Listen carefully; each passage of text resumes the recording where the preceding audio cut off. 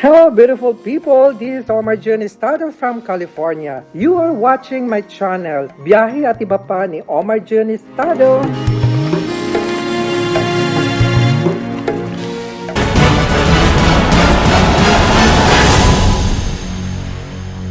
Yes, it's early evening upon leaving the Grand Prismatic Spring, and now we head over to West Yellowstone for our night accommodation there.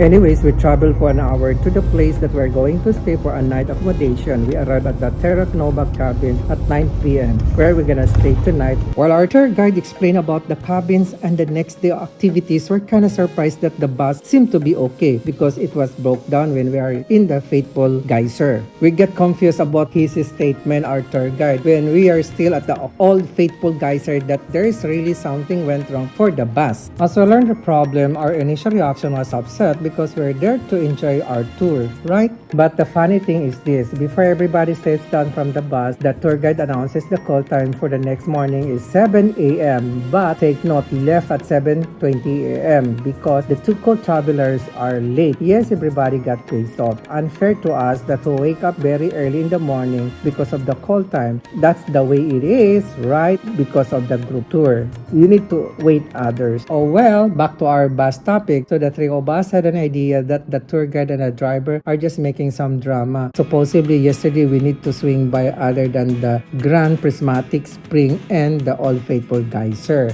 But our friend, my BFF Banji, explained it to us that every place in the itinerary was covered. Okay. Well, what matters most is the tour continues up to the last place and returns to the Utah, where we will take our flight back to California. Just sharing our experience, beautiful people.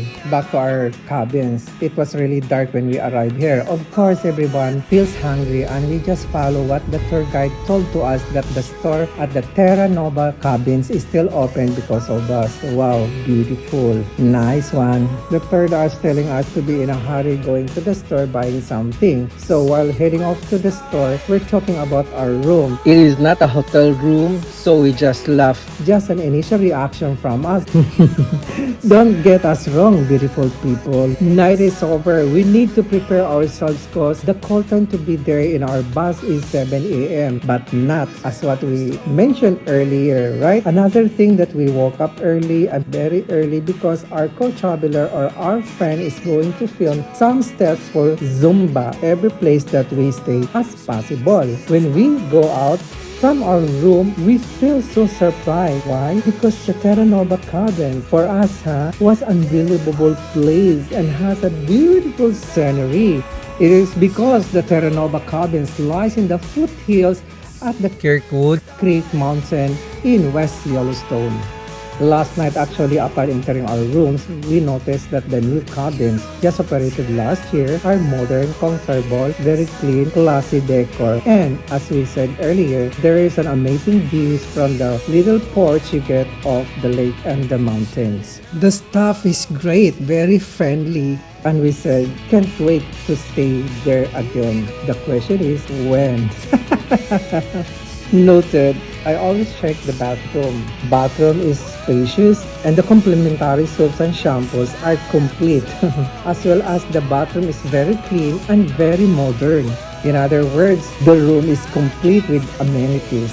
Before I forget, the location is 35 Kirkwood Creek Road, West Yellowstone. It's not my sponsor, but I like the place. Very nice. This is the Terra Nova cabins in the morning and the scenery when we are on the bus. Now, our tour continues to Fountain Pain Spots. See you there, beautiful people.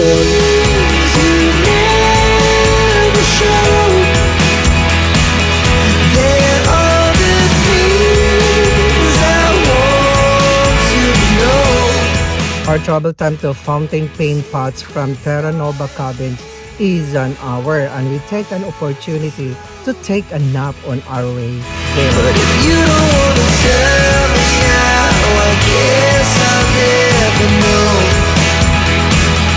But if you don't want to tell me. Of course, we need to know what behind the place that they call fountain paint pots and why mud pots called paint pots. Do you know, beautiful people, the name of fountain paint pots derived it for the reds, yellows, and browns of the mud within their area. And called paint pots because minerals tint the mud pots with a huge palette colors. The closest the pinks, beiges, and grays of the fountain paint pots are the iron oxides.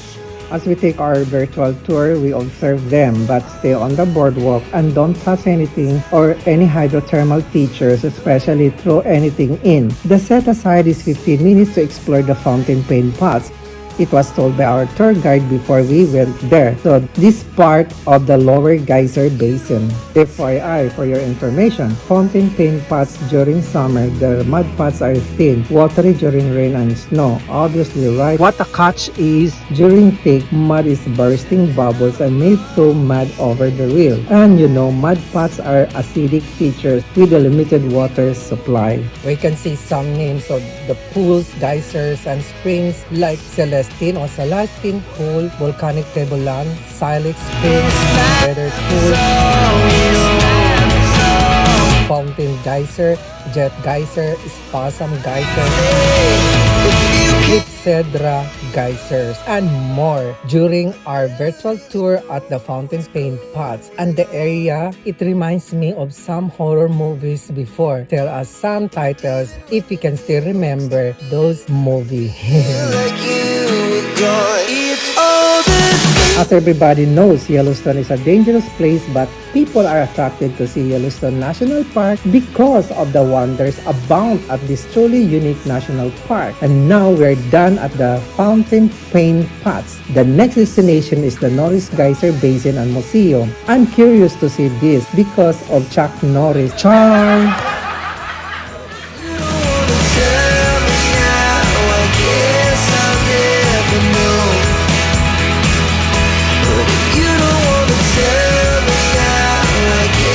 Summing up for the fountain paint pots, this little area is a short walk along a boardwalk. The walkways lead to an information combination that feature in Yellowstone like bubbling paint pot, geysers, and other thermal attraction in an easy walk because with a little bit of elevation. Very interesting when we see the hole that the muds are boiling. We said we can cook eggs there. Overall, since it's a short distance, especially our friend, easy walk for her. Beautiful people, join us and time to explore the fountain paint pots. We will enjoy the beauty of nature here in Yellowstone because the bubbling paint pots, as you noticed earlier, are fun to watch. Of course, we enjoy getting some photos and videos as well. Another thing is the geysers are small but erupt constantly. That makes very interesting. And we would say an experience for all the senses. Superb. So let's go, beautiful people.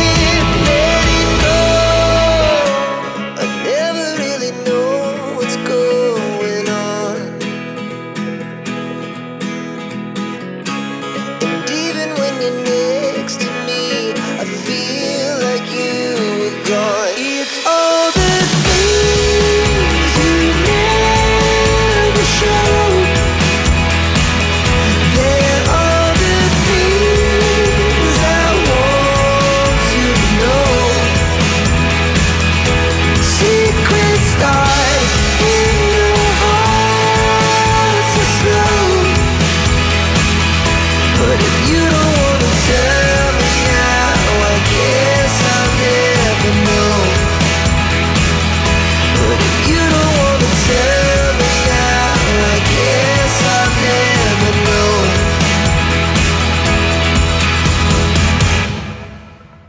Thank you so much for joining and exploring these fountain pen pots in Yellowstone for today. And if you enjoyed this video, please hit that like button and subscribe. And until my next vlog, I hope you find this an interesting adventure. Thank you for watching. Remember, God loves us. Bye for now.